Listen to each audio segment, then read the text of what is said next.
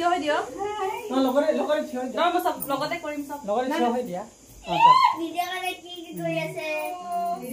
আপুনি যাওক মুকৰ মানে এখন যে খুন্দি এই এটা থ্যাংক ইউ পেৰি যাৰ পৰিয়াল মানে আয়ো খাই অবসাসিলা হানসিকা দেউৰী মিলন দেউৰী অবসাসি লা যাৰ আবাৰ নিট পাস ননি নিট প্ৰথম পৰিয়ালৰ কাৰণে যাৰ গৌৰৱ ননিলা আৰু বহুতি গাপছা আগবাঢ়ি গতিকে লাজ এনেকে আগবঢ়াই খুন্দিকিয়া লানাই গাপছা লাগে ইগাৰে যে